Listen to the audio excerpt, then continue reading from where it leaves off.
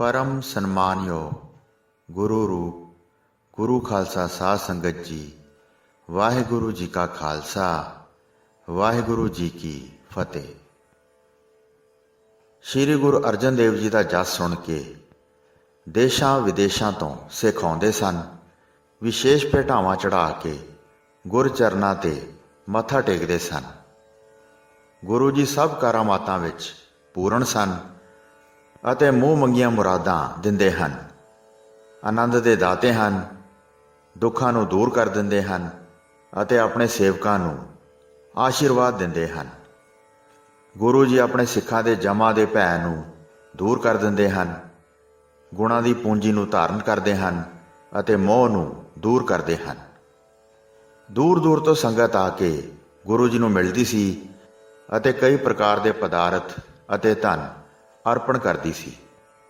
एक बार एक सिख आया, उसने आके एक सुंदर गहणे नूं गुरु जी दे अगे लिया धरिया अते हथ जोड़ के 3 जनाने कपड़े अगे चढ़ा दिते अते बेनती कीती, इन्हां वस्त्रां नूं अपने घर पहुँचा दिओ, मेरी मुराद पूरी करो, तुसीं आनंद दाता हो। उस सिख दा कहा मन के गुरु जी ने वह वस्त्र एक सिख नूं दे के अपने घर नूं भेज दिता। बड़े कीमती अते सुंदर कपड़े गहणे वेख के गुरु जी दे महल माता गंगा जी बहुत प्रसन्न होए। अपने पति देव की उच्ची वडियाई जान के उन्होंने वस्त्रां नूं अपने गल विच पा के बड़ा शोभनिक महसूस किया। संगत नूं विदा करके गुरु जी घर नूं आए। माता गंगा जी वेख के उठे अते हिरदे विच बहुत प्रसन्न होए। तिन्हां जनाने कपड़ियां ਅਤੇ ਗਹਿਣੇ ਦੀ ਗੱਲ ਪੁੱਛਣ ਲੱਗੇ, ਇਹ ਭੇਟਾ ਕਿੱਥੋਂ ਆਈ ਹੈ? ਅਜੀਬ ਅਤੇ ਸੁੰਦਰ ਵਸਤਰ ਜਿਹੜੇ ਬਹੁਤ ਕੀਮਤੀ ਹਨ। ਉਹ ਕਿਸ ਦੇਸ਼ ਦਾ ਵੱਡਾ ਹਾਕਮ ਹੈ ਜਿਸ ਨੇ ਭਾਵਨਾ ਧਾਰ ਕੇ ਆਪ ਦੇ ਚਰਨਾਂ ਤੇ ਅਰਪਣ ਕਰਕੇ ਸ਼ੋਭਾ ਪਾਈ ਹੈ? ਗੁਰੂ ਜੀ ਮਾਤਾ ਗੰਗਾ ਜੀ ਨੂੰ ਕਹਿਣ ਲੱਗੇ, ਵੱਡੇ ਗੁਰੂ ਨਾਨਕ ਦੇਵ ਜੀ ਦਾ ਸਭ ਦੇਸ਼ਾਂ ਵਿੱਚ ਵੱਡਾ ਪ੍ਰਤਾਪ ਹੈ। ਕਲਯੁਗ ਦਾ ਸਮਾਂ ਕਠਨ ਜਾਣ ਕੇ ਉਹਨਾਂ ਨੇ ਸਿੱਖੀ ਦਾ ਵਿਸਥਾਰ ਕੀਤਾ ਅਤੇ ਸਤਨਾਮ ਦਾ ਵਿਸ਼ੇਸ਼ ਜਾਪ ਕਰਾਇਆ। ਉਹਨਾਂ ਦੇ ਸਿੱਖ ਦੂਰ ਦੂਰ ਤੋਂ ਬਹੁਤ ਨਜ਼ਰਾਨੇ ਲੈ ਕੇ ਆਉਂਦੇ ਹਨ ਅਤੇ ਭੇਟ ਕਰਕੇ ਆਪਣੇ ਮਨੋਰਥ ਪੂਰੇ ਕਰਦੇ ਹਨ। ਉਹਨਾਂ ਦੇ ਨਾਮ ਕਰਕੇ ਮੈਂ ਆਪਣੇ ਘਰ ਇਹ ਵਧੀਆ ਕੱਪੜੇ, ਗਹਿਣੇ, ਧਨ ਅਤੇ ਹੀਰੇ ਮੋਤੀ ਲੈ ਕੇ ਆਇਆ ਹਾਂ। ਜਦ ਮਾਤਾ ਗੰਗਾ ਜੀ ਨੇ ਸ੍ਰੀ ਗੁਰੂ ਨਾਨਕ ਦੇਵ ਜੀ ਦੀ ਮਹਾਨ ਮਹਿਮਾ ਸੁਣੀ ਤਾਂ ਉਹਨਾਂ ਨੇ ਹੱਥ ਜੋੜ ਕੇ ਨਮਸਕਾਰ ਕੀਤੀ। ਇਸ ਤਰ੍ਹਾਂ ਰਾਮਦਾਸਪੁਰ ਵਸ ਕੇ ਸਮਾਂ ਬਤੀਤ ਕੀਤਾ। ਦਾਸ ਆਸਾਂ ਲੈ ਕੇ ਮੁਕਤੀ ਦਾਤੇ ਦੇ ਪਾਸ ਆਉਂਦੇ ਸਨ। ਮਾਤਾ ਜੀ ਜ਼ਰੀਦਾਰ ਪੱਟ ਦੇ ਵਸਤਰ ਜਦ ਜਦ ਵੀ ਆਨੰਦਮਈ ਹੋ ਕੇ ਪਹਿਨਦੇ ਸਨ ਤਾਂ ਬਹੁਤ ਸ਼ੋਭਨੀਕ ਅਤੇ ਸੁੰਦਰ ਲੱਗਦੇ ਸਨ। ਜਾਂ ਜਦ ਕਦੀ ਦਾਸੀ ਕੱਪੜਿਆਂ ਦੀ ਸਫਾਈ ਅਤੇ ਸੰਭਾਲ ਕਰਦੀ ਸੀ ਤਾਂ ਉਹ ਕਹਿੰਦੀ ਸੀ, ਬਹੁਤ ਧਨ ਖਰਚ ਕੇ ਇਹ ਵਸਤਰ ਬਣੇ ਹਨ। ਗਰਮੀ ਦੀ ਰੁੱਤ ਬੀਤ ਗਈ, ਫਿਰ ਵਰਖਾ ਰੁੱਤ ਆ ਗਈ। ਘਟਾਵਾਂ ਚੜ ਕੇ ਆ ਗਈਆਂ ਤੇ ਬੱਦਲਾਂ ਨੇ ਬਹੁਤ ਬਾਰਿਸ਼ ਕੀਤੀ। ਜਦ ਬਾਰਿਸ਼ ਦੇ ਦਿਨ ਖਤਮ ਹੋਏ ਤਾਂ ਦਾਸੀ ਨੇ ਜਦ ਵਸਤਰਾਂ ਦੀ ਦੇਖਭਾਲ ਕੀਤੀ ਤਾਂ ਉਸਨੇ ਸਾਰੇ ਕੱਪੜੇ ਲੈ ਲਏ ਅਤੇ ਧੁੱਪ ਲਾਉਣ ਵਾਸਤੇ ਛੱਤ ਉੱਤੇ ਸੁੱਕਣੇ ਪਾ ਦਿੱਤੇ ਅਤੇ ਆਪ ਬੜੀ ਸੁਚੇਤ ਹੋ ਕੇ ਕੱਪੜਿਆਂ ਦੀ ਰਾਖੀ ਬੈਠ ਗਈ। ਗਲੀ ਵਿੱਚ ਜਾਂਦੇ ਲੋਕ ਕੱਪੜਿਆਂ ਨੂੰ ਵੇਖ ਕੇ ਬੜੀ ਸ਼ਲਾਘਾ ਕਰਦੇ ਸਨ ਅਤੇ ਕਹਿੰਦੇ ਸਨ, ਕੋਈ ਸਿੱਖ ਸੁੱਖ ਦੀ ਲੋੜ ਵਾਸਤੇ ਲਿਆਇਆ ਹੈ। ਜਦ ਪ੍ਰੀਥੀਏ ਦੀ ਦਾਸੀ ਨੇ ਉਹ ਸੁੰਦਰ ਵਸਤਰ ਵੇਖੇ ਤੇ ਬੜੀ ਈਰਖਾ ਕੀਤੀ ਤੇ ਉਸੇ ਵੇਲੇ ਪ੍ਰੀਥੀਏ ਦੀ ਪਤਨੀ ਕਰਮੋ ਪਾਸ ਗਈ ਤੇ ਉਸ ਨੂੰ ਸੁਣਾ ਕੇ ਕਿਹਾ, ਮੈਂ ਤੁਹਾਡੀ ਦਰਾਣੀ ਦੇ ਦਿਲ ਨੂੰ ਮੋਹ ਲੈਣ ਵਾਲੇ ਸ਼ੁਭ ਵਸਤਰ ਵੇਖ ਕੇ ਆਈ ਹਾਂ। ਕਿਸੇ ਬਾਹਰਲੇ ਦੇਸ਼ ਵਿੱਚ ਬਹੁਤ ਧਨ ਲਾ ਕੇ ਤਿਆਰ ਕੀਤੇ ਹਨ। ਪਹਿਲਾਂ ਤਾਂ ਅਜਿਹੇ ਕੱਪੜੇ ਕਿਤੇ ਨਹੀਂ ਵੇਖੇ ਅਤੇ ਨਾ ਹੀ ਕੰਨਾਂ ਨਾਲ ਸੁਣੇ ਹਨ। ਕਿਸੇ ਬਾਦਸ਼ਾਹ ਪਾਸ ਵੀ ਹੋਣ ਜਾਂ ਨਾ ਹੋਣ ਇਹ ਜਾਣ ਲਓ। ਉੱਪਰ ਛੱਤ ਤੇ ਪਏ ਹਨ, ਬਹੁਤ ਚਮਕ ਰਹੇ ਹਨ। ਪਤਾ ਨਹੀਂ ਇੰਨੇ ਸੁੰਦਰ ਕਿਸੇ ਨੇ ਕਿਸ ਤਰ੍ਹਾਂ ਬਣਾਏ ਹਨ। ਕਿਸੇ ਨੇ ਚੁਣ ਚੁਣ ਕੇ ਕਾਰੀਗਰੀ ਕੀਤੀ ਹੈ। ਇਹ ਸੁਣ ਕੇ ਸ਼ਰੀਕਣ ਕਰਮੋ ਦੇ ਮਨ ਨੂੰ ਚੰਗਾ ਨਾ ਲੱਗਿਆ। ਆਪਣੇ ਘਰ ਦੀ ਛੱਤ ਤੇ ਚੜ੍ਹ ਕੇ ਉਸਨੇ ਸੁੰਦਰ ਵਸਤਰਾਂ ਨੂੰ ਵੇਖਿਆ। ਵਸਤਰ ਸੂਰਜ ਦੀ ਜੋਤ ਨਾਲ ਇੱਕ ਰੰਗ ਹੋ ਰਹੇ ਸਨ। ਵੇਖ ਕੇ ਅੰਗ ਅੰਗ ਵਿੱਚ ਸੜ ਗਈ, ਸਹਾਰ ਨਾ ਸਕੀ। ਈਰਖਾ ਨੇ ਸਾੜ ਦਿੱਤਾ। ਝਿਲਮਿਲ ਝਲਕਦੇ ਵਸਤਰ ਉਸ ਦੀਆਂ ਅੱਖਾਂ ਨੂੰ ਅੱਗ ਵਾਂਗ ਲੱਗੇ। ਕੁਝ ਬੋਲਿਆ ਵੀ ਨਹੀਂ ਸੀ ਜਾਂਦਾ, ਮਾਨੋ ਦਿਲ ਪਾਟ ਗਿਆ ਸੀ। ਜਦ ਬੇਹੋਸ਼ ਹੋ ਗਈ ਤਾਂ ਦਾਸੀ ਨੇ ਸੰਭਾਲ ਕੇ ਥੱਲੇ ਉਤਾਰ ਲਈ। ਤਦ ਬਹੁਤ ਉਦਾਸ ਹੋ ਗਈ। ਮਨ ਮਾਨੋ ਕਿਸੇ ਤੋਂ ਹਾਰ ਗਿਆ ਸੀ। ਸਾਰਾ ਦਿਨ ਮਨ ਵਿੱਚ ਬਹੁਤ ਵਿਆਕੁਲ ਹੋ ਕੇ ਬੈਠੀ ਰਹੀ।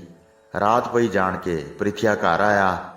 ਆਪਣੀ ਇਸਤਰੀ ਦੇ ਹਾਲ ਨੂੰ ਵੇਖ ਕੇ ਬੁਲਾ ਕੇ ਵਿਆਕੁਲ ਹੋਈ ਨੂੰ ਕਿਹਾ, ਕਿਸ ਖਿਆਲ ਕਰਕੇ ਬਹੁਤ ਬੇਚੈਨ ਹੋਈ ਹੈ? ਘਰ ਦਾ ਕਿਹੜਾ ਕੰਮ ਵਿਗੜ ਗਿਆ ਹੈ? ਸਾਰੀ ਗੱਲ ਮੈਨੂੰ ਦੱਸੋ ਕਿ ਚਿੰਤਾ ਕਿਸ ਗੱਲ ਦੀ ਹੈ, ਮੈਨੂੰ ਸਮਝਾਓ। ਆਪਣੇ ਪਤੀ ਦੇ ਪਿਆਰ ਭਰੇ ਬਚਨ ਸੁਣ ਕੇ ਕਰਮੋ ਨੇ ਬੜੇ ਗੁੱਸੇ ਵਿੱਚ ਆ ਕੇ ਕਿਹਾ, ਸਾਡੇ ਸ਼ਰੀਕਾਂ ਦੇ ਬੜੀਆਂ ਚੰਗੀਆਂ ਭੇਟਾਵਾਂ ਆਉਂਦੀਆਂ ਹਨ। ਮੈਂ ਇਸਤਰੀ ਦੇ ਕੱਪੜੇ ਵੇਖ ਕੇ ਬਹੁਤ ਹੈਰਾਨ ਹੋਈ ਹਾਂ। ਉਹਨਾਂ ਦੀ ਸਦਾ ਵਡਿਆਈ ਵੱਧ ਰਹੀ ਹੈ ਅਤੇ ਸਾਡੀ ਘਟ ਰਹੀ ਹੈ। ਜਿੱਥੇ ਕਿੱਥੇ ਸਾਕਾਂ ਵਿੱਚ ਇਹ ਗੱਲ ਫੈਲ ਗਈ ਹੈ। ਜੇ ਤੁਸੀਂ ਪਿਤਾ ਜੀ ਦੀ ਸੇਵਾ ਕਰਦੇ ਤਾਂ ਇਸ ਤਰ੍ਹਾਂ ਇਹ ਸ੍ਰੇਸ਼ਟ ਪਦਵੀ ਪਾਉਂਦੇ, ਗੁਰਤਾ ਪ੍ਰਾਪਤ ਕਰਕੇ ਜਗਤ ਦੇ ਗੁਰਦੇਵ ਹੁੰਦੇ। ਤੁਸੀਂ ਜੇਠੇ ਪੁੱਤਰ ਹੋ ਕੇ ਖਾਲੀ ਰਹੇ ਹੋ, ਘਰ ਵਿੱਚ ਪ੍ਰਵੇਸ਼ ਕਰਕੇ ਬੈਠੇ ਰਹੇ ਹੋ। ਛੋਟਾ ਭਰਾ ਗੁਰਗੱਦੀ ਲੈ ਗਿਆ ਹੈ। ਆਪਣੇ ਬੀਜੇ ਕੰਡੇ ਆਪ ਹੀ ਪੁੱਟਦੇ ਹੋ। ਅਣਗਿਣਤ ਧਨ ਆਉਂਦਾ ਹੈ, ਜਿਵੇਂ ਜਨ ਸਮੂਹ ਦੇ ਮਨ ਨੂੰ ਭਾਉਂਦਾ ਹੈ। ਸਦਾ ਆਨੰਦ ਪ੍ਰਸੰਨ ਰਹਿੰਦੇ ਹਨ। ਅਸੀਂ ਦੀਨ ਹੋਏ ਰੋ ਰਹੇ ਹਾਂ। ਬਹੁਤ ਵੱਡੀ ਉਲਟ ਫੇਰੀ ਹੋਈ ਹੈ। ਸਾਡੇ ਦਿਲ ਪਾਸੋਂ ਇਹ ਜਰੀ ਨਹੀਂ ਜਾਂਦੀ। ਤੁਹਾਡੀ ਅਨੀਤੀ ਵੇਖ ਕੇ ਸੁੱਖ ਨਾਲ ਨਹੀਂ ਸੁੱਤਾ ਜਾਂਦਾ। ਪ੍ਰਿਥੀਆ ਨੇ ਆਪਣੀ ਪਤਨੀ ਨੂੰ ਵੇਖ ਜਦ ਉਸ ਨੂੰ ਬਹੁਤ ਜ਼ਿਆਦਾ ਦੁਖੀ ਅਨੁਭਵ ਕੀਤਾ ਤਾਂ ਉਸ ਨੂੰ ਪ੍ਰਸੰਨ ਕਰਨ ਵਾਸਤੇ ਬੋਲਿਆ, ਆਪਣੇ ਦਿਲ ਦੀ ਚਿੰਤਾ ਨੂੰ ਦੂਰ ਕਰੋ, ਦੁਖੀ ਹੋਣਾ ਵੀ ਛੱਡ ਦਿਓ। ਮੇਰੀ ਗੱਲ ਝੂਠੀ ਨਾ ਮੰਨੋ, ਇਸ ਨੂੰ ਮਨ ਵਿੱਚ ਸੱਚੀ ਮੰਨ ਲਓ। ਜਦ ਸ੍ਰੀ ਗੁਰੂ ਅਰਜਨ ਦੇਵ ਜੀ ਜਿਉਂਦੇ ਹਨ ਤਦ ਤੱਕ ਹੀ ਉਪਹਾਰ ਪ੍ਰਾਪਤ ਕਰਨਗੇ, ਪਰ ਸ੍ਰੀ ਗੁਰੂ ਅਰਜਨ ਦੇਵ ਜੀ ਦਾ ਕੁਝ ਸਾਲਾਂ ਨੂੰ ਅੰਤ ਹੋ ਜਾਏਗਾ।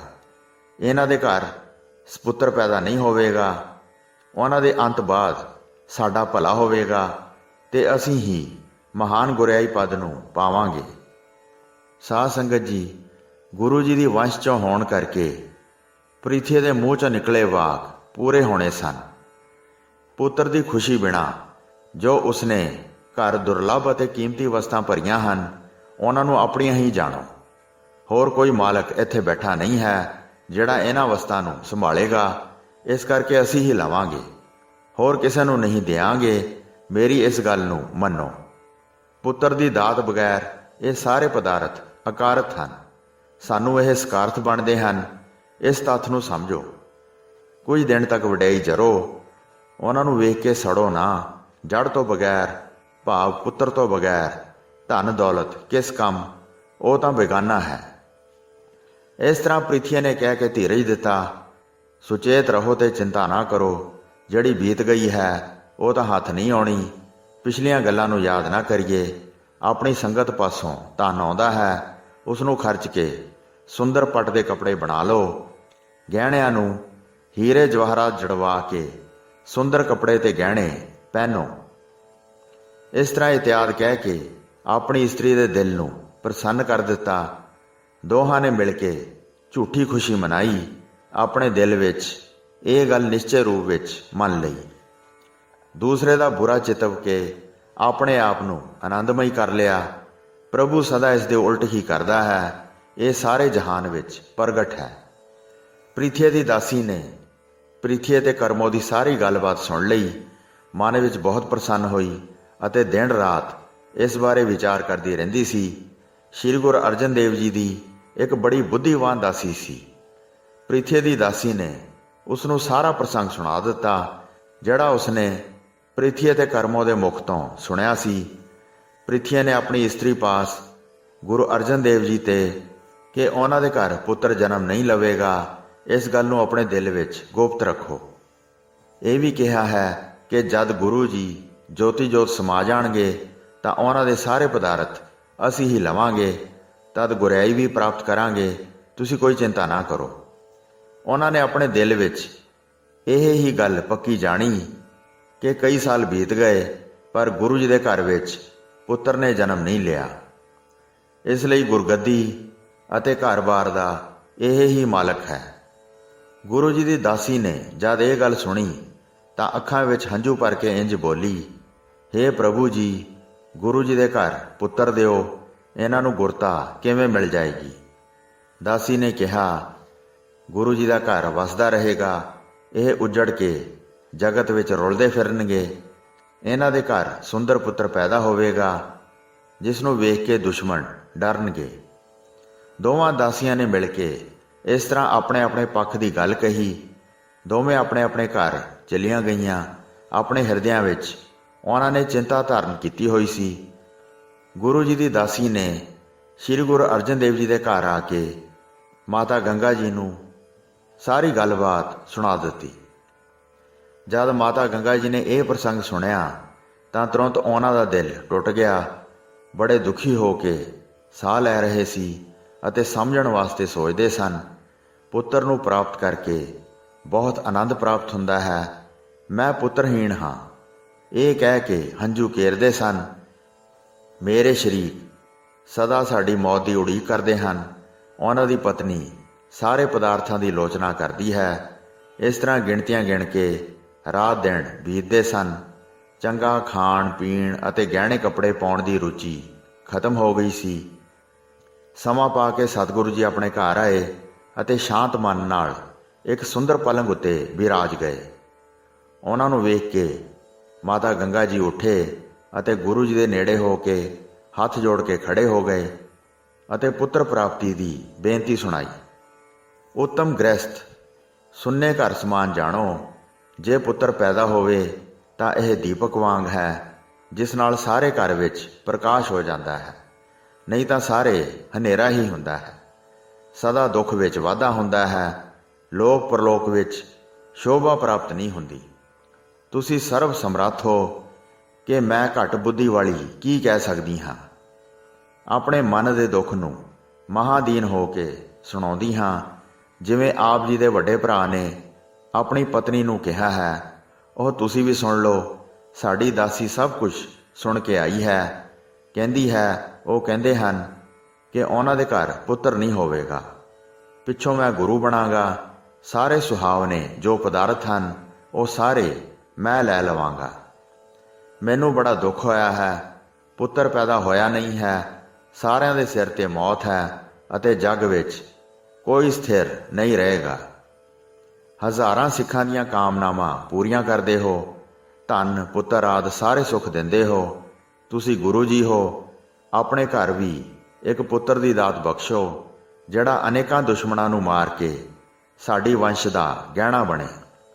ਸ਼ਰੀਕ ਸਾਡਾ ਮਜ਼ਾਕ ਨਾ ਉਡਾਉਣ ਅਤੇ ਸਾਨੂੰ ਵੇਖ ਕੇ ਆਨੰਦਿਤ ਨਾ ਹੋਣ। ਹੁਣ ਉਸ ਤਰ੍ਹਾਂ ਕਰੋ, ਤੁਸੀਂ ਹਰ ਵਿਧੀ ਅਨੁਸਾਰ ਸਮਰੱਥ ਹੋ। ਇਸ ਤਰ੍ਹਾਂ ਕਹਿ ਕੇ ਮਾਤਾ ਗੰਗਾ ਜੀ ਨੇ ਦੋਵੇਂ ਨੈਣ ਨੀਵੇਂ ਕਰ ਲਏ। ਲਾਜ ਦਾ ਘਰ ਬਣ ਗਏ ਅਤੇ ਆਪਣੇ ਸਾਰੇ ਸਰੀਰ ਨੂੰ ਸੰਕੋਚ ਲਿਆ। ਸਾਡੇ ਘਰ ਪੁੱਤਰ ਨਹੀਂ ਹੋਇਆ, ਇਸ ਤਰ੍ਹਾਂ ਦੀ ਗੱਲ ਕਰਦੇ ਹਨ। ਮੈਨੂੰ ਅਭਾਗਣ ਜਾਣ ਕੇ ਆਨੰਦ ਪਾਉਂਦੇ ਹਨ। ਤੁਸੀਂ ਸਮਰੱਥ ਸੁਆਮੀ ਹੋ। ਸਭ ਵਿਧੀਆਂ ਤੁਹਾਡੇ ਹੱਥ ਵਿੱਚ ਹਨ। ਕਿਰਪਾ ਕਰਕੇ ਬਚਨ ਕਹੋ ਤਾਂ ਕਿ ਸੁੰਦਰ ਸਪੁੱਤਰ ਪੈਦਾ ਹੋਵੇ। ਮੇਰੇ ਤੇ ਕਿਰਤਾਰਥ ਕਰੋ ਤੇ ਸਾਰਾ ਘਰ ਸਕਾਰਥਾ ਹੋ ਜਾਵੇ। ਦਾਸੀਆਂ ਇਹ ਜਾਣ ਕੇ ਆਪਣੇ ਵੱਡੇ ਦੁੱਖ ਨੂੰ ਖਤਮ ਕਰ ਲੈਣ। ਫਿਰ ਮਾਤਾ ਗੰਗਾ ਜੀ ਨੇ ਮੌਨ ਧਾਰਨ ਕਰ ਲਈ। ਕੋਈ ਬਚਨ ਵੀ ਬੋਲਿਆ ਨਹੀਂ ਸੀ ਜਾਂਦਾ। ਅੱਖਾਂ ਵਿੱਚ ਜਲ ਭਰ ਆਇਆ ਸੀ ਅਤੇ ਧਰਤੀ ਉੱਤੇ ਸਾਰੀਆਂ ਬੂੰਦਾਂ ਨੂੰ ਡੇਗ ਰਹੇ ਸਨ। ਸਤਿਗੁਰੂ ਜੀ ਨੇ ਫਿਰ ਵੱਡੀ ਕਿਰਪਾ ਧਾਰ ਕੇ ਆਪਣੇ ਮਹਿਲ ਮਾਤਾ ਗੰਗਾ ਜੀ ਵੱਲ ਵੇਖਿਆ। ਜੋ ਤੁਸੀਂ ਪੁੱਤਰ ਪ੍ਰਾਪਤੀ ਦੀ ਵੱਡੀ ਕਾਮਨਾ ਕੀਤੀ ਹੈ, ਜਿਹੜਾ ਘਾਹ ਦੀ ਰਾਖੀ ਕਰਦਾ ਹੈ ਤੇ ਆਪਣੇ ਘਰ ਨੂੰ ਨਹੀਂ ਜਾਂਦਾ ਹੈ, ਉਹਨਾਂ ਦੇ ਦਰਸ਼ਨ ਕਰੋ। ਉਹ ਸ਼ਕਤੀਸ਼ਾਲੀ ਵਰ ਦੇਣਗੇ। ਉਹਨਾਂ ਦਾ ਨਾਮ ਬਾਬਾ ਬੁੱਢਾ ਜੀ ਹੈ। ਉਹ ਸਾਰੇ ਮਹਾਂਗੁਣਾਂ ਦੇ ਘਰ ਹਨ ਅਤੇ ਉਹਨਾਂ ਦੇ ਸੁੰਦਰ ਗਿਆਨ ਰੂਪੀ ਸ਼ੇਰ ਅੱਗੇ ਮੋਹ ਰੂਪੀ ਹਿਰਨ ਆਦਿ ਠਹਿਰ ਨਹੀਂ ਸਕਦੇ ਹਨ। ਉਹਨਾਂ ਨੂੰ ਪ੍ਰਸੰਨ ਕਰਕੇ ਮਨ ਭਾਉਂਦਾ ਵਰ ਪ੍ਰਾਪਤ ਕਰੋ। ਬਚਨਾਂ ਦੀ ਵਡਿਆਈ ਛੱਡ ਕੇ ਨਿਮਰਤਾ ਵਾਲੇ ਬਚਨਾਂ ਨਾਲ ਬੇਨਤੀ ਕਰੋ। ਪੰਜੇ ਗੁਰੂ ਸਾਹਿਬਾਨ ਦੇ ਚਰਨ ਕਮਲਾਂ ਦੀ ਸੇਵਾ ਕਰਕੇ ਉਹਨਾਂ ਨੇ ਉਮਰ ਬਿਤਾਈ ਹੈ, ਗੁਰੂ ਘਰ ਦੇ ਪਿੰਡਾਂ ਅਤੇ ਘਰਾਂ ਦੇ ਕਾਰ ਵਿਹਾਰ ਨੂੰ ਸੰਭਾਲਦੇ ਹਨ।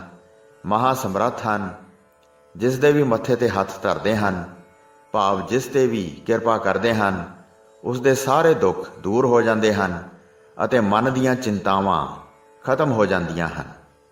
ਪ੍ਰਸੰਨ ਹੋ ਜਾਣ ਤੇ ਮੂੰਹ ਮੰਗੀ ਮੁਰਾਦ ਬਖਸ਼ਦੇ ਹਨ। ਸ਼ਰਨ ਆਏ ਦੀ ਲਾਜ ਰੱਖਦੇ ਹਨ। ਵਿਸ਼ਾਲ ਪ੍ਰਬਲ ਬੁੱਧੀ ਹੈ, ਟਹਿਲਤਾ ਸਫਲ ਹੈ ਅਤੇ ਬਚਨ ਅਟਲ ਹਨ। ਇਸ ਤਰ੍ਹਾਂ ਆਪਣੇ ਸੇਵਕ ਦੀ ਪ੍ਰਸ਼ੰਸਾ ਨੂੰ ਪ੍ਰਗਟ ਕੀਤਾ। ਮਾਤਾ ਗੰਗਾ ਜੀ ਨੇ ਸੁਣ ਕੇ ਮਨ ਵਿੱਚ ਪੁੱਤਰ ਦੀ ਆਸ ਧਾਰਨ ਕੀਤੀ। ਗੁਰੂ ਜੀ ਦੇ ਬਚਨਾਂ ਤੇ ਵਿਸ਼ਵਾਸ ਕਰਕੇ ਅਤੇ ਰਾਤ ਠਹਿਰ ਕੇ ਜਦ ਸੂਰਜ ਚੜ੍ਹਿਆ ਤੇ ਸਮੂਹ ਸਵਾਰੀਆਂ ਦੇ ਜਾਣ ਦੀ ਤਿਆਰੀ ਕੀਤੀ। ਰੱਥਾਂ ਨਾਲ ਘੋੜੇ ਜੋੜ ਕੇ ਉਹਨਾਂ ਨੂੰ ਸੁੰਦਰ ਰੰਗਾਂ ਨਾਲ ਸਜਾਇਆ ਗਿਆ। ਦੋਹਾਂ ਰੱਥਾਂ ਉੱਤੇ ਸੋਨੇ ਦੀਆਂ ਕਲਸਾਂ ਦੀ ਬਹੁਤ ਸ਼ੋਭਾ ਸੀ। ਬੱਦਲਾਂ ਵਾਂਗ ਗੱਜਣ ਦੀ ਆਵਾਜ਼ ਆ ਰਹੀ ਸੀ। ਸਾਰੇ ਖੁਸ਼ੀ ਵਿੱਚ ਭਰ ਉੱਚੀ ਉੱਚੀ ਬੋਲ ਰਹੇ ਸਨ, ਜਿਸ ਨਾਲ ਸਾਰੇ ਬੁਲੰਦ ਆਵਾਜ਼ ਗੂੰਜ ਰਹੀ ਸੀ। ਦਾਸੀਆਂ ਦਾ ਇੱਕ ਵੱਡਾ ਸਮੂਹ ਤੇ ਹੋਰ ਸਿੱਖਣੀਆਂ ਗੱਡਿਆਂ ਤੇ ਚੜ੍ਹ ਕੇ ਚੱਲ ਪਈਆਂ ਅਤੇ ਵੱਡੀ ਭੀੜ ਮਾਤਾ ਜੀ ਦੇ ਨਾਲ ਚੱਲ ਪਈ। ਮਿੱਠੇ ਅਤੇ ਤਲੇ ਹੋਏ ਭੋਜਨ ਜਿਵੇਂ ਪੂਰੀਆਂ, ਕਚੋਰੀਆਂ, ਮਾਲਪੂੜੇ ਆਦਿ ਚਿੱਤ ਦੀ ਚਾਹਤ ਅਨੁਸਾਰ ਖਾਣ ਵਾਸਤੇ ਨਾਲ ਲੈ ਲਏ। ਭਰੇ ਹੋਏ ਖੁੱਲ੍ਹੇ ਵਾਹਨਾਂ ਵਿੱਚ ਖੜੇ ਸਿੱਖ ਸੇਵਕ ਬੜੀਆਂ ਚੰਚਲ ਚਲਾਕੀਆਂ ਕਰਕੇ ਉਤਸ਼ਾਹ ਵਧਾ ਰਹੇ ਸਨ। ਜਦ ਬਾਬਾ ਬੁੱਢਾ ਜੀ ਦਾ ਸਥਾਨ ਨੇੜੇ ਰਹਿ ਗਿਆ ਤਾਂ ਉਸ ਰਾਹ ਰੱਥ ਦੌੜਾਏ। ਭੱਜ ਰਹੇ ਘੋੜੇ ਦੀਆਂ ਘੰਟੀਆਂ ਬਹੁਤ ਉੱਚੀ ਉੱਚੀ ਵੱਜ ਰਹੀਆਂ ਸਨ ਤੇ ਸ਼ੁਭ ਪ੍ਰਵਾਹ ਦੀ ਛਵੀ ਬਹੁਤ ਸਜ ਰਹੀ ਸੀ।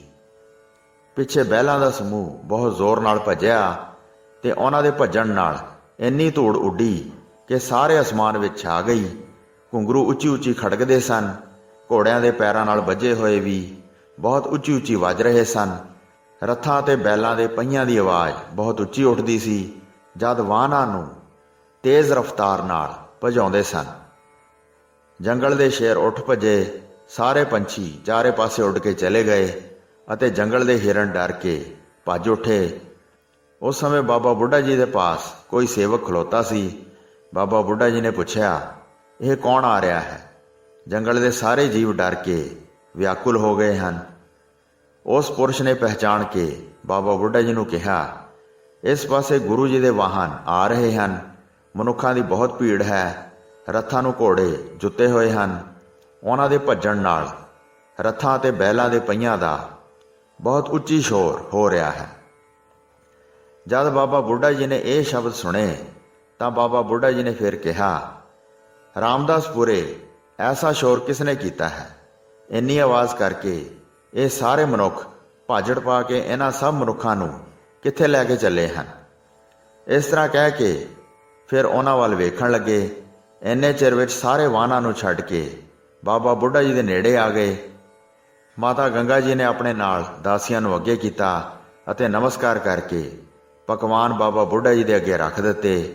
ਸਹਿਜ ਸੁਭਾਅ ਬਾਬਾ ਬੁੱਢਾ ਜੀ ਨੇ ਬਚਨ ਕੀਤਾ, ਹੇ ਮਾਤਾ ਜੀ, ਐਡੀ ਵੱਡੀ ਭਾਜੜ ਲੈ ਕੇ ਕਿਸ ਤਰ੍ਹਾਂ ਆਏ ਹੋ? ਬਾਬਾ ਬੁੱਢਾ ਜੀ ਦੇ ਇਹ ਬਚਨ ਸੁਣ ਕੇ ਮਾਤਾ ਗੰਗਾ ਜੀ ਕੰਬ ਗਏ। ਜਿਵੇਂ ਕੇਲੇ ਨੂੰ ਹਵਾ ਲੱਗਣ ਨਾਲ ਉਹ ਕੁਮਲਾ ਜਾਂਦਾ ਹੈ, ਇਸ ਤਰ੍ਹਾਂ ਉਹਨਾਂ ਦੇ ਬੁੱਲ੍ਹ ਸੁੱਕ ਗਏ। ਬਹੁਤ ਡਰ ਗਏ ਤੇ ਫਿਰ ਕੁਝ ਨਾ ਬੋਲੇ। ਇੱਕ ਦਾਸੀ ਹੱਥ ਜੋੜ ਕੇ ਬੋਲੀ, ਸਤਿਗੁਰੂ ਜੀ ਨੇ ਇਸ ਪਾਸੇ ਭੇਜਿਆ ਹੈ। ਤੁਹਾਡੇ ਬਚਨਾਂ ਨਾਲ ਪੁੱਤਰ ਦੀ ਦਾਤ ਪਾਉਣਾ ਚਾਹੁੰਦੇ ਹਨ। ਤੁਸੀਂ ਸਾਰੇ ਸਿੱਖਾਂ ਵਿੱਚ ਮੁਖੀ ਹੋ। ਆਪ ਜੀ ਨੇ ਸ਼੍ਰੀ ਗੁਰੂ ਨਾਨਕ ਦੇਵ ਜੀ ਦੇ ਵੀ ਦਰਸ਼ਨ ਕੀਤੇ ਹਨ। ਗੁਣਾਂ ਵਿੱਚ ਮਹਾਨ ਹੋ। ਆਪ ਵਰਗਾ ਹੋਰ ਕੋਈ ਨਹੀਂ ਹੈ। ਤੁਸੀਂ ਬਹੁਤ ਵੱਡੀ ਕਮਾਈ ਕੀਤੀ ਹੈ। ਉਮਰ ਵਿੱਚ ਵੀ ਤੁਸੀਂ ਸਭ ਤੋਂ ਵੱਡੇ ਹੋ। ਹੁਣ ਆਪਣੀ ਕਿਰਪਾ ਦ੍ਰਿਸ਼ਟੀ ਨਾਲ ਵਿਕਰਾਲ ਸੰਕਟ ਨੂੰ ਦੂਰ ਕਰੋ। ਮਾਤਾ ਜੀ ਆਪ ਦੇ ਚਰਨ ਕਮਲਾਂ ਤੇ ਬੰਦਨਾ ਕਰਕੇ ਬੈਠੇ ਹਨ ਤੇ ਆਪ ਜੀ ਪਾਸੋਂ ਮਨ ਦੀ ਦੀਨਤਾ ਕਰਕੇ ਵਰ ਮੰਗਦੇ ਹਨ। ਇਹ ਬੇਨਤੀ ਆਪਣੇ ਕੰਨਾਂ ਨਾਲ ਸੁਣ ਕੇ ਬਾਬਾ ਬੁੱਢਾ ਜੀ ਨੇ ਕਿਹਾ, ਮੇਰੇ ਪਾਸ ਪੁੱਤਰ ਕਿੱਥੇ ਹੈ? ਮੈਂ ਤਾਂ ਗੁਰੂ ਘਰ ਦਾ ਕਾਹੀ ਹਾਂ। ਮੈਂ ਤਾਂ ਇਸ ਬੀੜ ਦਾ ਰਾਖਾ ਹਾਂ। ਮੇਰੇ ਵਿੱਚ ਇੰਨੀ ਸ਼ਕਤੀ ਕਿੱਥੋਂ? ਸਦਾ ਸੇਵਕ ਕਹਾ ਕੇ ਬੀੜ ਦੇ ਸਾਰੇ ਕੰਮ ਕਰਦਾ ਹਾਂ। ਗੁਰੂ ਜੀ ਆਪ ਪੂਰਨ ਸਮਰੱਥ ਹਨ। ਉਹ ਸਭ ਦੇ ਮਨੋਰਥ ਪੂਰਨ ਕਰਦੇ ਹਨ। ਜਿਹੜੇ ਹਜ਼ਾਰਾਂ ਸਿੱਖ ਨਾਮ ਲੈ ਕੇ ਆਪ ਪਾਸੋਂ ਮੰਗਦੇ ਹਨ। ਸੈਂਕੜੇ ਕੋਹਾਂ ਤੋਂ ਸੇਵਕ ਭੈਭੀਤ ਹੋ ਕੇ ਆਰਾਧਨਾ ਕਰਦੇ ਹਨ ਤਾਂ ਗੁਰੂ ਜੀ ਜਾ ਕੇ ਸਹਾਇਤਾ ਕਰਦੇ ਹਨ ਅਤੇ ਟੇਢੇ ਵੈਰੀਆਂ ਨੂੰ ਖਤਮ ਕਰਦੇ ਹਨ। ਮਾਤਾ ਗੰਗਾ ਜੀ ਇਹ ਸੁਣ ਕੇ ਬਹੁਤ ਨਿਰਾਸ਼ ਹੋ ਗਏ ਅਤੇ ਉਹ ਬਿਲਕੁਲ ਚੁੱਪ ਹੋ ਗਏ। ਇਸ ਸੰਕਟ ਨੂੰ ਪਾ ਕੇ ਮਨ ਵਿੱਚ ਬਹੁਤ ਉਦਾਸ ਹੋ ਗਏ। ਸੇਵਕ ਸੇਵਕਾਵਾਂ ਸਾਰੇ ਇਹ ਜਾਣ ਕੇ ਬਹੁਤ ਉਦਾਸ ਹੋ ਗਏ। ਕੋਈ ਵੀ ਨਾ ਬੋਲਿਆ। ਖੁਸ਼ੀ ਮਿਟਾ ਕੇ ਸਾਰੇ ਦੀਨ ਹੋ ਗਏ। ਨਮਸਕਾਰ ਕਰ ਕਰਕੇ ਉੱਠਦੇ ਸਨ ਤੇ ਆਪਣੇ ਆਪਣੇ ਵਾਹਨਾਂ ਤੇ ਚੜ੍ਹਦੇ ਜਾਂਦੇ ਸਨ। ਇਸ ਤਰ੍ਹਾਂ ਵਾਹਨਾਂ ਤੇ ਚੜ੍ਹ ਕੇ ਉਹ ਚਲੇ ਗਏ। ਸਾਰੇ ਇਹ ਸੋਚ ਰਹੇ ਸਨ ਕਿ ਪ੍ਰਿਥੀ ਦਾ ਵਾਕ ਹੁਣ ਸੱਚਾ ਹੋਵੇਗਾ, ਗੁਰੂ ਜੀ ਦੇ ਘਰ ਪੁੱਤਰ ਪੈਦਾ ਨਹੀਂ ਹੋਵੇਗਾ। ਸਾਰੇ ਉਦਾਸ ਹੋ ਕੇ ਚਲੇ ਜਾ ਰਹੇ ਸਨ। ਰਾਮਦਾਸਪੁਰ ਵਿੱਚ ਆ ਗਏ। ਉਤਰ ਕੇ ਘਰ ਦੇ ਅੰਦਰ ਦਾਖਲ ਹੋ ਗਏ। ਗੁਰੂ ਜੀ ਨੂੰ ਦੇਖ ਕੇ ਵੰਦਨਾ ਕੀਤੀ। ਗੁਰੂ ਜੀ ਨੇ ਮਾਤਾ ਗੰਗਾ ਜੀ ਦੇ ਮੁਖੜੇ ਨੂੰ ਕਮਲ ਦੇ ਫੁੱਲ ਵਾਂਗ ਕੁਮਲਾਇਆ ਹੋਇਆ ਵੇਖ ਕੇ ਪੁੱਛਿਆ, ਕੀ ਪੁੱਤਰ ਦੀ ਕਾਮਨਾ ਚਿੰਤਾ ਦੂਰ ਕਰਕੇ ਪਾ ਲਈ ਹੈ? ਤੁਸੀਂ ਇੰਨੇ ਉਦਾਸ ਕਿਉਂ ਹੋ? ਮਨ ਆਨੰਦ ਪ੍ਰਸੰਨ ਨਹੀਂ ਹੈ। ਉਹ ਸਾਰੀ ਵਾਰਤਾ ਮੈਨੂੰ ਸੁਣਾਓ ਜਿਵੇਂ ਉੱਥੇ ਕਰਕੇ ਆਏ ਹੋ। ਨੈਣਾ ਵਿੱਚ ਪਾਣੀ ਭਰ ਕੇ ਲੰਮੇ ਲੰਮੇ ਸਾਹ ਲੈ ਕੇ ਮਾਤਾ ਗੰਗਾ ਜੀ ਨੇ ਮੁੱਖ ਵਾਕ ਉਚਾਰਨ ਕਰਕੇ ਸਾਰੀ ਵਾਰਤਾ ਸੁਣਾਈ। ਹੇ ਪ੍ਰਭੂ ਜੀ, ਆਪ ਜੀ ਦੇ ਪ੍ਰੇਰੇ ਹੋਏ ਅਸੀਂ ਉੱਥੇ ਗਏ ਸੀ। ਜਦ ਵੰਦਨਾ ਕਰਕੇ ਅਸੀਂ ਬੇਨਤੀ ਕੀਤੀ ਤਾਂ ਪੁੱਤਰ ਦਾ ਵਾਰ ਤਾਂ ਕਿਤੇ ਰਿਹਾ। ਸਾਨੂੰ ਬਹੁਤ ਵੱਡਾ ਸਰਾਪ ਦੇ ਦਿੱਤਾ। ਨਗਰ ਵਿੱਚ ਵੱਡਾ ਸੰਕਟ ਆਉਣ ਤੇ ਭਾਜੜ ਪਵੇਗੀ। ਐਸੀ ਉਲਟੀ ਗੱਲ ਹੋਣ ਤੇ ਮਨ ਵਿੱਚ ਚਿੰਤਾ ਬਹੁਤ ਵਧੀ ਹੈ। ਮੈਂ ਭੈਭੀਤ ਹੋ ਕੇ ਆਪਣੇ ਘਰ ਆ ਗਈ ਹਾਂ। ਜਿਵੇਂ ਕਲਪ ਬ੍ਰਿਛ ਦੇ ਪਾਸ ਜਾ ਕੇ ਯਤਨ ਕਰਨ ਤੇ ਵੀ ਕੋਈ ਪਦਾਰਥ ਨਾ ਪਾ ਸਕੇ, ਸਗੋਂ ਆਪਣੇ ਪਾਸ ਵਾਲਾ ਵੀ ਗਵਾ ਆਵੇ। ਗੁਰੂ ਜੀ ਨੇ ਪੁੱਛਿਆ, ਕਿਹਨਾਂ ਲੋਕਾਂ ਦੇ ਨਾਲ ਤੁਸੀਂ ਗਏ ਸੀ? ਤੁਸੀਂ ਕਿਸ ਤਰ੍ਹਾਂ ਪ੍ਰੇਮ ਕੀਤਾ? ਕਿਹੜੀ ਜਾ ਕੇ ਭੇਟ ਅੱਗੇ ਰੱਖੀ? ਮਾਤਾ ਗੰਗਾ ਜੀ ਨੇ ਕਿਹਾ, ਰੱਥ ਉੱਤੇ ਸਵਾਰ ਹੋ ਕੇ ਗਏ ਸੀ। ਬਹੁਤ ਗੜਬਹਿਲਾਂ ਨਾਲ ਲਈਆਂ। ਬਹੁਤ ਵੱਡਾ ਇਕੱਠ ਕਰਕੇ ਮਿੱਠਾ ਅਤੇ ਤਲੀਆਂ ਹੋਈਆਂ ਪੂਰੀਆਂ ਅਤੇ ਕਚੋਰੀਆਂ ਦਾ ਪ੍ਰਸ਼ਾਦ ਅੱਗੇ ਧਰਿਆ। ਇੱਕ ਦਾਸੀ ਨੇ ਸਾਰਾ ਮਨੋਰਥ ਬਾਬਾ ਬੁੱਢਾ ਜੀ ਨੂੰ ਦੱਸ ਦਿੱਤਾ। ਉਹਨਾਂ ਨੇ ਟਾਲ ਕੇ ਸ਼ਰਾਬ ਦੇ ਕੇ ਸਾਰਿਆਂ ਨੂੰ ਹੈਰਾਨ ਅਤੇ ਡਰ ਉਪਜਾ ਕੇ ਵਾਪਸ ਭੇਜ ਦਿੱਤਾ ਹੈ। ਸ਼੍ਰੀ ਗੁਰੂ ਅਰਜਨ ਦੇਵ ਜੀ ਨੇ ਸੁਣ ਕੇ ਫਿਰ ਕਿਹਾ ਅਤੇ ਸ੍ਰੇਸ਼ਟ ਮਤ ਵਾਲੀ ਸਿੱਖਿਆ ਵਿਸਥਾਰ ਸਹਿਤ ਦੱਸੀ। ਜਦ ਵੀ ਪੂਰਨ ਪੁਰਖਾਂ ਪਾਸ ਜਾਵੋ ਤਾਂ ਕਦੀ ਵੀ ਵਿਚਾਰ ਕੇ ਪਖੰਡ ਨਾ ਕਰੀਏ। ਦੀਨ ਹੋ ਕੇ ਹੰਕਾਰ ਨੂੰ ਦੂਰ ਕਰੋ ਅਤੇ ਆਪ ਉਚਾਰਨ ਕਰਕੇ ਬੇਨਤੀ ਕਰੋ। ਕਦੀ ਵੀ ਆਪਾ ਨਾ ਜਣਾਈਏ ਅਤੇ ਨੀਵੇਂ ਤੋਂ ਨੀਵੇਂ ਹੋ ਕੇ ਬਚਨ ਕਰੀਏ। ਇਤਿਆਦ ਚੰਗੀ ਸਿੱਖਿਆ ਦਿੱਤੀ। ਇਹ ਸੁਣ ਕੇ ਮਾਤਾ ਗੰਗਾ ਜੀ ਬਹੁਤ ਪਛਤਾਏ ਤੇ ਬੋਲੇ ਕਿ ਮੈਂ ਇਹ ਸਭ ਕੁਝ ਬਿਨਾਂ ਵਿਚਾਰੇ ਕੀਤਾ ਸੀ, ਇਸ ਲਈ ਉਸ ਦਾ ਫਲ ਦੁੱਖ ਪਾਇਆ ਹੈ। ਨੀਵੇਂ ਨੈਣ ਕਰਕੇ ਕਾਫੀ ਸਮਾਂ ਸੋਚਦੇ ਰਹੇ। ਫਿਰ ਕੁਝ ਦੇਰ ਬਾਅਦ ਧੀਰਜ ਧਾਰਨ ਕਰਕੇ ਬੜੀ ਨਿਮਰਤਾ ਸਹਿਤ ਬੋਲੇ, ਹੇ ਜਗਤ ਗੁਰੂ ਜੀ, ਤੁਸੀਂ ਸਦਾ ਸਰਬ ਗਿਆਤਾ ਹੋ। ਤੁਹਾਡਾ ਹਿਰਦਾ ਸਭ ਸ਼ਕਤੀਆਂ ਨਾਲ ਪੂਰਨ ਹੈ। ਜੋ ਕੁਝ ਵੀ ਕਰਨਾ ਚਾਹੋ ਕਿਸੇ ਦੇਰ ਤੋਂ ਬਗੈਰ ਝਟ ਕਰ ਦਿੰਦੇ ਹੋ। ਸਭ ਦੇਸ਼ਾਂ ਵਿੱਚ ਸਾਰਿਆਂ ਦੇ ਨੇੜੇ ਰਹਿੰਦੇ ਹੋ। ਜਿਹੜੇ ਵੀ ਆਰਾਧਨਾ ਕਰਦੇ ਹਨ ਤੁਸੀਂ ਝਟ ਉੱਥੇ ਪਹੁੰਚ ਜਾਂਦੇ ਹੋ ਅਤੇ ਆਪਣੇ ਸ਼ਰਧਾਲੂ ਦੀ ਇੱਛਾ ਪੂਰੀ ਕਰਦੇ ਹੋ। ਵੱਡੇ ਪੁਰਖਾਂ ਦੀ ਸੇਵਾ ਕਰਨ ਲਈ ਵੱਡੀ ਬੁੱਧੀ ਹੋਣੀ ਚਾਹੀਦੀ ਹੈ। ਵੰਸ਼ ਦਾ ਗਹਿਣਾ ਸੂਰਜ ਸਦਰਸ਼ ਪੁੱਤਰ ਹੋਵੇ, ਅਜਿਹੀ ਬੁੱਧੀ ਮੈਨੂੰ ਸਿਖਾ ਦਿਓ। ਉਸ ਤਰ੍ਹਾਂ ਹੁਣ ਕਰਾਂ ਕਿ ਵੇਖ ਕੇ ਪ੍ਰਸੰਨ ਹੋ ਜਾਣ ਅਤੇ ਸਭ ਵਾਰ ਪ੍ਰਾਪਤ ਕਰਾਂ ਅਤੇ ਸਾਰੀਆਂ ਚਿੰਤਾਵਾਂ ਨੂੰ ਦੂਰ ਕਰਾਂ। ਜਦ ਗੁਰੂ ਜੀ ਨੇ ਮਾਤਾ ਗੰਗਾ ਜੀ ਨੂੰ ਦੀਨ ਹੋਏ ਜਾਣਿਆ ਤਾਂ ਤੁਰੰਤ ਸ਼ੁਭ ਸਿੱਖਿਆ ਦਿੱਤੀ। ਉਹਨਾਂ ਨੇ ਫਰਮਾਇਆ, ਇੱਕ ਤਾਂ ਉਹ ਜੱਟ ਸਿੱਖ ਜ਼ਿਮੀਦਾਰ ਹਨ, ਦੂਸਰਾ ਉਹਨਾਂ ਨੇ ਇੰਦਰੀਆਂ ਨੂੰ ਜਿੱਤਿਆ ਹੋਇਆ ਹੈ। ਭਾਵ ਕਾਮ, ਕ੍ਰੋਧ, ਲੋਭ, ਮੋਹ ਅਤੇ ਅਹੰਕਾਰ ਨੂੰ ਉਹਨਾਂ ਨੇ ਵਸ ਕੀਤਾ ਹੋਇਆ ਹੈ। ਉਹਨਾਂ ਦੀ ਆਪਣੇ ਹੱਥਾਂ ਨਾਲ ਸੇਵਾ ਕਰੋ, ਪ੍ਰੇਮ ਧਾਰਨ ਕਰੋ ਅਤੇ ਆਪਾ ਨਾ ਜਣਾਵੋ। ਸਵੇਰੇ ਸਵਖਤੇ ਉੱਠ ਕੇ ਕਾਰ ਕਰੋ। ਪਹਿਲਾਂ ਇਸ਼ਨਾਨ ਕਰੋ ਤੇ ਅਨਾਜ ਨੂੰ ਸੁਧਾਰਨ ਦੀ ਕਿਰਤ ਕਰੋ।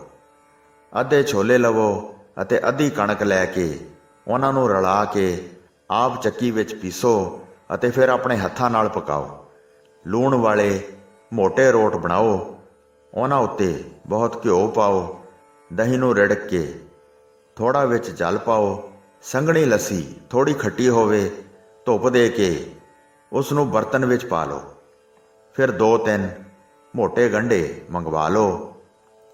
ਨੰਗੇ ਪੈਰੀ ਭੋਜਨ ਨੂੰ ਇਸ ਤਰ੍ਹਾਂ ਲਵੋ, ਆਪਣੇ ਸਿਰ ਤੇ ਧਰ ਕੇ ਬਾਬਾ ਬੁੱਢਾ ਜੀ ਦੇ ਪਾਸ ਜਾਓ। ਸਾਰੀਆਂ ਗਿਣਤੀਆਂ ਛੱਡ ਕੇ ਬੇਨਤੀ ਕਰੋ ਤਾਂ ਗੁਣਾਂ ਦੇ ਘਰ ਭਾਵ ਬਾਬਾ ਬੁੱਢਾ ਜੀ ਕਿਰਪਾਲੂ ਹੋ ਜਾਣਗੇ, ਸ੍ਰੇਸ਼ਟ ਵਰ ਦੇ ਕੇ ਤੁਹਾਡੀਆਂ ਇੱਛਾਵਾਂ ਪੂਰੀਆਂ ਕਰਨਗੇ। ਕਿਸੇ ਸ਼ੱਕ ਤੋਂ ਬਗੈਰ ਸਪੁੱਤਰ ਦੀ ਆਸ ਪੂਰੀ ਹੋਵੇਗੀ। ਪੁੱਤਰ ਅਤੀ ਉੱਤਮ ਅਤੇ ਬਹੁਤ ਬਲਵਾਨ ਹੋਵੇਗਾ। ਜਿਹੜੇ ਉਹਨਾਂ ਦੀ ਸੇਵਾ ਕਰਨਗੇ ਉਹ ਵੀ ਅਤੀ ਉੱਤਮ ਅਤੇ ਮਹਾਬਲੀ ਹੋਣਗੇ। ਇਹ ਸੁਣ ਕੇ ਮਾਤਾ ਗੰਗਾ ਜੀ ਬਹੁਤ ਪ੍ਰਸੰਨ ਹੋਏ, ਮਾਨੋ ਪੁੱਤਰ ਮਿਲ ਗਿਆ ਹੋਵੇ। ਜਿਵੇਂ ਕਿਵੇਂ ਰਾਤ ਬਤੀਤ ਕੀਤੀ, ਅਤੀ ਪ੍ਰੇਮ ਪ੍ਰਗਟ ਹੋਣ ਕਰਕੇ ਸਾਰੀ ਰਾਤ ਜਾਗਦੇ ਰਹੇ। ਜਦ ਅੰਮ੍ਰਿਤ ਵੇਲਾ ਹੋਇਆ ਤਾਂ ਉੱਠ ਕੇ ਇਸ਼ਨਾਨ ਕੀਤਾ, ਸੁੰਦਰ ਅਨਾਜ ਬੜੇ ਪ੍ਰੇਮ ਨਾਲ ਸੁਧਾਰਿਆ। ਫਿਰ ਉੱਠ ਕੇ ਪ੍ਰੀਤ ਨਾਲ ਚੱਕੀ ਵਿੱਚ ਪੀਣ ਲੱਗੇ। ਦਾਸੀ ਬਹੁਤ ਕਹਿੰਦੀ ਰਹੀ, ਪਰ ਮਾਤਾ ਜੀ ਨੇ ਦ੍ਰਿੜ ਚਿੱਤ ਹੋ ਕੇ ਉਸ ਨੂੰ ਝਿੜਕ ਕੇ ਰੋਕ ਦਿੱਤਾ। ਆਪੇ ਹੀ ਮਿੱਸੀਆਂ ਰੋਟੀਆਂ ਪਕਾਈਆਂ ਅਤੇ ਘਿਓ ਪਾ ਕੇ ਪੰਚਾਂ ਦਾ ਪ੍ਰਸ਼ਾਦ ਤਿਆਰ ਕਰ ਲਿਆ। ਸੰਘਣੀ ਅਤੇ ਸਵਾਦੀ ਲੱਸੀ ਸਮੇਤ ਗੰਢਿਆਂ ਨੂੰ ਆਪਣੇ ਸਿਰ ਤੇ ਰੱਖ ਲਿਆ। ਫਿਰ ਨੰਗੇ ਪੈਰੀ ਚੱਲ ਪਏ। 2-1 ਦਾਸੀਆਂ ਪਿੱਛੇ ਪਿੱਛੇ ਆ ਰਹੀਆਂ ਸਨ, ਬਾਕੀ ਸਭ ਨੂੰ ਰੋਕ ਕੇ ਹਟਾ ਦਿੱਤਾ। ਉਹ ਦੂਰ ਹੋ ਕੇ ਨਾਲ ਜਾ ਰਹੀਆਂ ਸਨ। ਜਦ ਰਾਹ ਵਿੱਚ ਜਾ ਰਹੇ ਸੀ ਤਾਂ ਬਹੁਤ ਥੱਕ ਗਏ, ਪਰ ਉਸ ਥਕਾਵਟ ਨੂੰ ਉਹਨਾਂ ਨੇ ਮਨ ਵਿੱਚ ਨਾ ਲਿਆਂਦਾ। ਸਿਰ ਦੁਖ ਰਿਹਾ ਸੀ, ਪਰ ਉਸ ਦੀ ਪਰਵਾਹ ਨਹੀਂ ਸੀ ਕਰ ਰਹੇ, ਕਿਉਂਕਿ ਚਿੱਤ ਵਿੱਚ ਬੜਾ ਚਾਅ ਸੀ। ਸਿੱਖਾਂ ਦੀ ਵੱਡੀ ਮਹਿਮਾ ਪਰਖਦੇ ਹਨ, ਭਾਵ ਗੁਰੂ ਦੇ ਸੇਵਕਾਂ ਵਾਸਤੇ ਕਿਹੜੀ ਵਸਤੂ ਦੁਰਲੱਭ ਹੈ, ਉਹ ਧਨ ਪੁਰਖ ਸਭ ਥਾਂ ਕਹਾਉਂਦੇ ਹਨ। ਚਲਦੇ ਚਲਦੇ ਭੀੜ ਵਿੱਚ ਜਾ ਪਹੁੰਚੇ। ਅੱਗੇ ਬਾਬਾ ਬੁੱਢਾ ਜੀ ਨੂੰ ਬਹੁਤ ਭੁੱਖ ਲੱਗੀ ਹੋਈ ਸੀ। ਉਸ ਰਾਤ ਉਹਨਾਂ ਨੇ ਭੋਜਨ ਨਹੀਂ ਸੀ ਛਕਿਆ। ਉਸ ਸਮੇਂ ਉਹ ਬਹੁਤ ਭੁੱਖੇ ਬੈਠੇ ਸਨ। ਜਦ ਮਾਤਾ ਗੰਗਾ ਜੀ ਨੂੰ ਆਉਂਦਿਆਂ ਵੇਖਿਆ, ਤੁਰੰਤ ਬੜੇ ਪ੍ਰੇਮ ਨਾਲ ਉੱਠੇ ਅਤੇ ਕਿਹਾ, ਹੇ ਮਾਤਾ ਜੀ, ਤੁਸੀਂ ਧੰਨ ਹੋ। ਤੁਹਾਡਾ ਗੁਰੂ ਘਰ ਵਿੱਚ ਰਹਿਣਾ ਉਚਿਤ ਹੈ, ਪਰ ਮੇਰੇ ਕਾਰਨ ਪੈਦਲ ਚੱਲ ਕੇ ਆਏ ਹੋ। ਤੁਹਾਡਾ ਰੱਥਾਂ ਉੱਤੇ ਚੜ੍ਹ ਕੇ ਸਫ਼ਰ ਕਰਨਾ ਯੋਗ ਹੈ, ਪਰ ਤੁਸੀਂ ਪੈਦਲ ਚੱਲ ਕੇ ਅਤੇ ਆਪਣੇ ਸਿਰ ਤੇ ਭਾਰ ਚੁੱਕ ਕੇ ਆਏ ਹੋ। ਤੁਹਾਡੀ ਆਸ ਕਿਉਂ ਨਾ ਪੂਰੀ ਹੋਵੇਗੀ। ਸਭ ਤੋਂ ਵੱਡੇ ਹੋ ਤੇ ਫਿਰ ਇਸ ਤਰ੍ਹਾਂ ਆਏ ਹੋ। ਕਿਸੇ ਪ੍ਰਕਾਰ ਦਾ ਹੰਕਾਰ ਨਹੀਂ ਕੀਤਾ, ਮਨ ਵਿੱਚ ਨੀਵੇਂ ਬਣ ਕੇ ਪ੍ਰੇਮ ਵਧਾਇਆ ਹੈ। ਬਾਬਾ ਬੁੱਢਾ ਜੀ ਇਸ ਤਰ੍ਹਾਂ ਕਹਿ ਕੇ ਮਿਲੇ। ਮਾਤਾ ਜੀ ਦੇ ਸਿਰ ਤੋਂ ਭਾਰ ਥੱਲੇ ਲਾਹਿਆ। ਫਿਰ ਮਾਤਾ ਜੀ ਨੂੰ ਹੱਥ ਜੋੜ ਕੇ ਨਮਸਕਾਰ ਕੀਤੀ। ਮੋਟੀਆਂ ਰੋਟੀਆਂ ਨਾਲ ਗੰਢੇ ਲੈ ਕੇ ਬਾਬਾ ਬੁੱਢਾ ਜੀ ਨੇ ਬੜਾ ਸਵਾਦ ਲੈ ਲੈ ਕੇ ਛਕੀਆਂ। ਲੱਸੀ ਪੀ ਕੇ ਰੋਟੀ ਦੀ ਬੁਰਕੀ ਮੂੰਹ ਵਿੱਚ ਪਾਉਂਦੇ ਸਨ। ਇਸ ਤਰ੍ਹਾਂ ਬੜੇ ਸਵਾਦ ਨਾਲ ਭੋਜਨ ਛਕਦੇ ਬੋਲੇ। ਜਦ ਮਾਤਾ ਜੀ ਆਪਣੇ ਪੁੱਤਰ ਨੂੰ ਭੁੱਖਾ ਜਾਣਦੇ ਹਨ ਤਾਂ ਸਾਰੇ ਕੰਮ ਛੱਡ ਕੇ ਉਸ ਨੂੰ ਭੋਜਨ ਖਵਾ ਕੇ ਤ੍ਰਿਪਤ ਕਰਦੇ ਹਨ। ਇਸ ਤਰ੍ਹਾਂ ਮਾਤਾ ਜੀ, ਤੁਸੀਂ ਮੈਨੂੰ ਭੁੱਖੇ ਪਿਆਸੇ ਨੂੰ ਤ੍ਰਿਪਤ ਕੀਤਾ ਹੈ। ਇਹ ਸੁਣ ਕੇ ਮਾਤਾ ਜੀ ਨੇ ਹੱਥ ਜੋੜ ਕੇ ਦੀਨ ਮਨ ਨਾਲ ਸੁੰਗੜ ਕੇ ਬੇਨਤੀ ਕੀਤੀ, ਗੱਦੀ ਦਾ ਸ਼ੁਭ ਮਾਲਕ ਬਖਸ਼ੋ। ਮੈਂ ਦਾਸੀ ਤੁਹਾਡੀ ਸ਼ਰਨ ਆਈ ਹਾਂ। ਤੁਸੀਂ ਗੁਰੂ ਨਾਨਕ ਦੇਵ ਜੀ ਦੇ ਦਰਸ਼ਨ ਕੀਤੇ ਹਨ ਅਤੇ ਬੇਨਤੀ ਕਰਕੇ ਗੁਰੂ ਜੀ ਦੇ ਚਰਨਾਂ ਦੀ ਸੇਵਾ ਕਰਦੇ ਰਹੇ ਹੋ। ਤੁਹਾਡੇ ਵਰਗਾ ਹੋਰ ਕੋਈ ਨਹੀਂ ਹੈ। ਤੁਸੀਂ ਸੰਕਟ ਰੂਪੀ ਅੰਧਕਾਰ ਦੀ ਆਪ ਸਵੇਰ ਹੋ। ਮੈਥੋਂ ਅਵਗਿਆ ਹੋ ਗਈ ਹੈ। ਗੁਰੂ ਸਿੱਖ ਜਾਣ ਕੇ ਮਾਫ ਕਰੋ। ਸੇਵਾ ਕਰਨ ਤੋਂ ਮੈਂ ਅਣਜਾਣ ਹਾਂ। ਕੇਵਲ ਵੱਡੇ ਪ੍ਰੇਮ ਨੂੰ ਵੇਖੋ। ਭੁੱਖੇ ਨੂੰ ਖਾਣ ਪੀਣ ਦੇਣ ਤੇ ਨਾ ਵਿਚਾਰ ਕਰੋ। ਇਸ ਤਰ੍ਹਾਂ ਕਹਿ ਸੁਣ ਕੇ ਬਾਬਾ ਬੁੱਢਾ ਜੀ ਤ੍ਰਿਪਤ ਹੋ ਗਏ ਤੇ ਚੁਲੀ ਕਰਕੇ ਉਹਨਾਂ ਨੇ ਹੱਥ ਧੋਤੇ। ਉਸ ਸਮੇਂ ਬਹੁਤ ਤੇਜ਼ ਹਵਾ ਚੱਲੀ ਤੇ ਆਕਾਸ਼ ਵਿੱਚ ਬਹੁਤ ਉੱਚੀ ਆਵਾਜ਼ ਵਿੱਚ ਬੱਦਲ ਗਰਜੇ। ਬਹੁਤ ਤੇਜ਼ ਬਿਜਲੀ ਲਿਸ਼ਕੀ, ਜਿਸ ਨੇ 10 ਦਿਸ਼ਾਵਾਂ ਵਿੱਚ ਆਪਣਾ ਪ੍ਰਕਾਸ਼ ਕੀਤਾ। ਜਿਵੇਂ ਮਹਾਬਲੀ ਬੱਦਲ ਰੂਪੀ ਸੂਰਮਾ ਬਿਜਲੀ ਰੂਪੀ ਤਲਵਾਰ ਲਿਸ਼ਕਾ ਰਿਹਾ ਹੋਵੇ, ਮਾਨੋ ਬੱਦਲ ਬਾਬਾ ਬੁੱਢਾ ਜੀ ਨੂੰ ਵੇਖ ਰਿਹਾ ਹੋਵੇ ਤੇ ਬਾਬਾ ਜੀ ਨੂੰ ਪ੍ਰੇਰ ਰਿਹਾ ਹੋਵੇ ਕਿ ਮਾਤਾ ਜੀ ਨੂੰ ਵਰ ਦੇ ਕੇ ਉਹਨਾਂ ਦੀ ਆਸ ਪੂਰੀ ਕਰੋ। ਇਹ ਲੱਛਣ ਵੇਖ ਕੇ ਬਾਬਾ ਬੁੱਢਾ ਜੀ ਹੈਰਾਨ ਹੋ ਕੇ ਪ੍ਰਸੰਨ ਹੋਏ। ਤੁਹਾਡੇ ਘਰ ਬਲਵਾਨ ਪੁੱਤਰ ਪੈਦਾ ਹੋਵੇਗਾ। ਫਿਰ ਬੜਾ ਉਤਸ਼ਾਹ ਵਧਾ ਕੇ ਬੋਲੇ, ਹੇ ਮਾਤਾ ਜੀ, ਧੰਨ ਤੁਹਾਡਾ ਇਹ ਸੰਸਾਰ ਵਿੱਚ ਆਉਣਾ ਹੈ। ਤੁਹਾਡੇ ਘਰ ਵੱਡਾ ਬਲਵਾਨ, ਤਿੱਖੀ ਤਲਵਾਰ ਹੱਥ ਵਿੱਚ ਧਾਰਨ ਕਰਨ ਵਾਲਾ ਅਤੇ ਮੁਗਲਾਂ ਨੂੰ ਮਾਰਨ ਵਾਲਾ ਵੱਡਾ ਗੁਰੂ ਪੈਦਾ ਹੋਵੇਗਾ। ਗੱਦੀ ਛੱਡ ਕੇ ਤਖਤ ਤੇ ਬੈਠੇਗਾ। ਇਸ ਤਰ੍ਹਾਂ ਦੇ ਮੈਨੂੰ ਲੱਛਣ ਦਿਸਦੇ ਹਨ। ਰਣ ਭੂਮੀ ਦਾ ਪ੍ਰੇਮੀ ਰਣ ਵਿੱਚ ਘਮਸਾਨ ਮਚਾਵੇਗਾ ਅਤੇ ਕ੍ਰੋਧ ਕਰਕੇ ਦੁਸ਼ਟਾਂ ਦਾ ਨਾਸ਼ ਕਰ ਦੇਵੇਗਾ। ਜਿਸ ਤਰ੍ਹਾਂ ਹੁਣ ਮੈਂ ਗੰਢੇ ਭੰਨੇ ਹਨ, ਇਸ ਤਰ੍ਹਾਂ ਉਹ ਮੁਗਲਾਂ ਦੇ ਸਿਰ ਭੰਨੇਗਾ। ਜਿਵੇਂ ਤੁਸੀਂ ਮੈਨੂੰ ਭੁੱਖੇ ਨੂੰ ਤ੍ਰਿਪਤ ਕੀਤਾ ਹੈ, ਉਸ ਤਰ੍ਹਾਂ ਤੁਹਾਡੀ ਆਸ ਵੀ ਪੂਰੀ ਹੋਵੇਗੀ ਅਤੇ ਤੁਸੀਂ ਵੀ ਤ੍ਰਿਪਤ ਹੋ ਜਾਓਗੇ। ਉਹ ਮੀਰੀ ਪੀਰੀ ਦੀਆਂ 2 ਤਲਵਾਰਾਂ ਧਾਰਨਗੇ ਤੇ ਨਾਂ ਉਹਨਾਂ ਦਾ ਹਰਗੋਬਿੰਦ ਹੋਵੇਗਾ। ਤੁਹਾਡੇ ਘਰ ਵਿੱਚ ਇੱਕ ਮਹਾਨ ਯੋਧਾ ਪ੍ਰਗਟ ਹੋਵੇਗਾ, ਜਿਹੜਾ ਅਨੇਕ ਵੈਰੀਆਂ ਨੂੰ ਜਿੱਤ ਲਵੇਗਾ। ਹੇ ਮਾਤਾ ਜੀ, ਤੁਸੀਂ ਸ੍ਰੇਸ਼ਟ ਜਸ ਪ੍ਰਾਪਤ ਕੀਤਾ ਹੈ। ਜਿਵੇਂ ਕੌਸ਼ਲਿਆ ਦੇ ਘਰ ਰਾਮ ਨੇ ਜਨਮ ਲਿਆ ਸੀ ਅਤੇ ਦੇਵਕੀ ਦੇ ਘਰ ਘਨਸ਼ਿਆਮ ਪ੍ਰਗਟ ਹੋਏ ਸਨ, ਤੁਹਾਡੇ ਭਾਗ ਵੀ ਹੁਣ ਕੌਸ਼ਲਿਆ ਤੇ ਦੇਵਕੀ ਸਮਾਨ ਹਨ। ਬਹੁਤ ਪੁੰਨਾਂ ਦਾ ਫਲ ਪ੍ਰਗਟ ਹੋਵੇਗਾ, ਜਿਹੜਾ ਸਾਰੀ ਉਮਰ ਸੁੰਦਰ ਸਰੂਪ ਸਹਿਤ ਵਿਚਰੇਗਾ। ਉਸ ਦੇ ਸਰੀਰ ਦੇ ਅੰਗ ਸਭ ਨਾਲੋਂ ਉੱਚੇ ਹੋਣਗੇ ਅਤੇ ਤਾਕਤ ਵਿੱਚ ਉਸ ਦੀ ਕੋਈ ਵੀ ਬਰਾਬਰੀ ਨਹੀਂ ਕਰ ਸਕੇਗਾ। ਸੰਮਤ 21 ਅੱਸੂ 1651 ਜਾਣੋ। ਤਿਸ ਦਿਨ ਬਾਬਾ ਬੁੱਢਾ ਜੀ ਨੇ ਇਹ ਵਰ ਦਿੱਤਾ, ਜਿਸ ਨੂੰ ਕੰਨਾਂ ਨਾਲ ਸੁਣ ਕੇ ਮਹਾਨ ਆਨੰਦ ਪ੍ਰਾਪਤ ਕੀਤਾ ਅਤੇ ਕਿਹਾ, ਹੇ ਸਤਿਗੁਰੂ ਜੀ ਦੇ ਸਿੱਖ, ਤੁਸੀਂ ਧੰਨ ਹੋ। ਤੁਹਾਡੀ ਸੇਵਾ ਕਰਨ ਨਾਲ ਤੁਸੀਂ ਮੂੰਹ ਮੰਗੀ ਮੁਰਾਦ ਦਾਨ ਵਿੱਚ ਦਿੰਦੇ ਹੋ। ਬਾਰ-ਬਾਰ ਹੱਥ ਜੋੜ ਕੇ ਬੰਦਨਾ ਕੀਤੀ। ਦਿਲ ਵਿੱਚ ਪ੍ਰਸੰਨ ਹੋ ਕੇ ਘਰ ਨੂੰ ਚੱਲ ਪਏ। ਤੁਰੰਤ ਸਾਰੇ ਦਾਸ ਦਾਸੀਆਂ ਮਿਲ ਪਏ। ਮਾਤਾ ਜੀ ਦੇ ਚਿਹਰੇ ਤੇ ਮੁਸਕਰਾਹਟ ਵੇਖ ਕੇ ਸਭ ਨੇ ਸੁੱਖ ਮਾਣਿਆ ਅਤੇ ਪੁੱਛਿਆ, ਮਾਤਾ ਜੀ ਦੱਸੋ, ਹੁਣ ਮੂੰਹ ਮੰਗੀ ਮੁਰਾਦ ਪਾ ਲਈ ਹੈ ਅਤੇ ਭਲੀ ਪ੍ਰਕਾਰ ਹਿੱਤ ਨਾਲ ਸੇਵਾ ਕੀਤੀ ਹੈ। ਸਾਰਿਆਂ ਨੂੰ ਧੀਰਜ ਦੇ ਕੇ ਮਿੱਠੇ ਬਚਨ ਕਹਿ ਕੇ ਰਾਮਦਾਸਪੁਰੇ ਆਪਣੇ ਘਰ ਆ ਗਏ। ਸਾਰਿਆਂ ਨੇ ਗੁਰੂ ਸਾਹਿਬਾਨਾਂ ਦਾ ਧਿਆਨ ਧਾਰ ਕੇ ਉਹਨਾਂ ਦੇ ਚਰਨਾਂ ਤੇ ਨਮਸਕਾਰ ਕਰਕੇ ਬੇਨਤੀ ਕੀਤੀ।